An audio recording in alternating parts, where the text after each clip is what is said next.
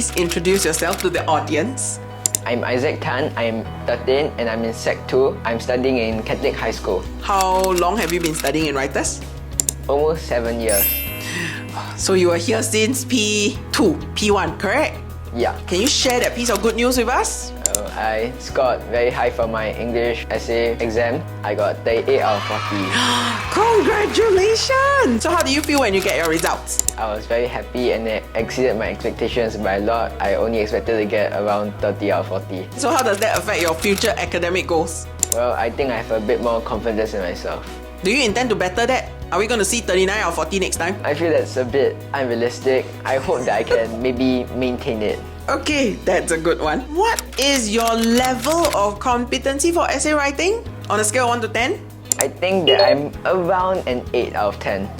I feel that my strong suits are that I can unpack the question, I can organize my points, and I can provide relevant examples. However, I feel that I'm weak in having variety in my sentences. For example, sometimes I can write an extremely long sentence and then have no short sentences in between. Sometimes I can also run into time trouble. You run into that when you're facing exam or when you're just regularly practicing at home? When I'm facing exam, because sometimes I just write too much and then I don't notice the time. What are the key differences between secondary essay writing and primary school composition writing? Primary school composition writing, there's only really two types. There is first person view and third person view.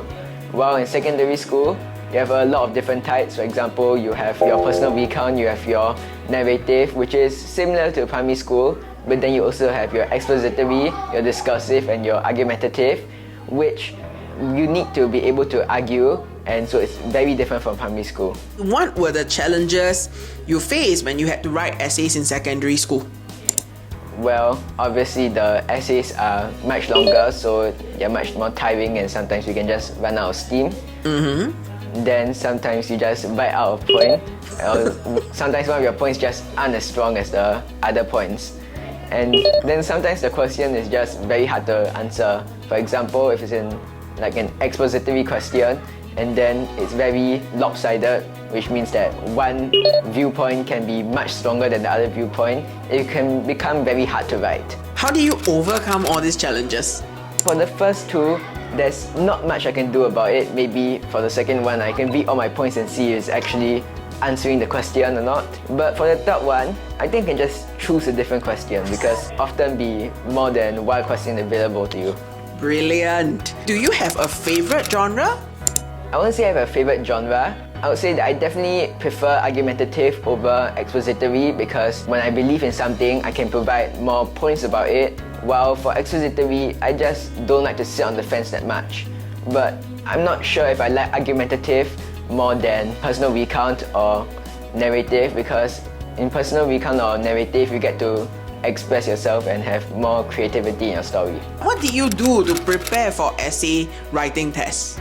Well, you obviously need to know the format of your essay and how to write it. Then you should probably read some model essays. For example, if your test is on argumentative, then you can study some of the points mentioned in those model essays. If your essay is on personal recount or narrative, you can learn some of the stories in the model essays and try to adapt them to answer your question. What was the topic that you did super well in? I did a topic on technology and on how should men fear technology. I feel that the best kind of argumentative questions are the ones where there can be an argument made for both sides. So do you have any favorite topic so far besides technology? I won't say I have a favorite topic. I just feel that a good question is one that both sides actually have like a chance to prove their point. So what are the other challenging components of English that you face in secondary school? Of course, there is the summary. The summary comes at the very end of the paper, which means that you might be running into some time trouble there. And then the actual summary itself, it can be hard to find all the points that you need to answer the question, and even if you find all those points, it's hard to squeeze it into 80 words. There's also literature. I just feel that it's hard to identify the literary devices sometimes. Do you think it is important to do well in English? I feel that it is important to do well in English because that's the language we speak. It allows us to express ourselves better. It can teach us some important skills. For example, in primary school there was situational writing. If I'm not wrong, like there was the letter writing. It teaches you how to write letters, and yeah, it can also help you argue your points. Who's the person that you like to argue with when you're at home? My sister. So whose argumentative is stronger, you or your sister? I'm not sure. Are you guys on par? Yeah, because writers at work. Do you think it is easy to be a secondary student in Singapore?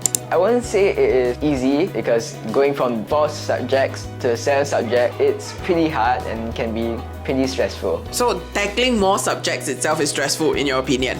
Yeah. Despite the fact that it is challenging to be a secondary student in Singapore, right? Do you think there are any benefits about studying in Singapore? Yes. For example, there is more choices. When you're choosing a secondary school, you're not limited to just one track. You can choose an O-Level track or an IP track. In Singapore, generally they accept your other strengths. For example, I personally like chess. I participate in tournaments, and if I do well in those tournaments, they can be added to my portfolio, and that will actually benefit me. Do you have any tips on how to cope with exam stress? You just have to leave some time for leisure, have some time to pursue your hobbies, or just hang out with your friends, or just do whatever makes you happy. If you can choose to study anywhere in the world, where would you go and why? I still feel that I stay in Singapore because I don't know much about the other countries' educational system, and it's not like Singapore is a bad country or it's a bad educational system to begin with. After all, every school is a good school. Thank you, Isaac. Thank you very much for being here. Okay, I hope to see you again. Bye. Bye.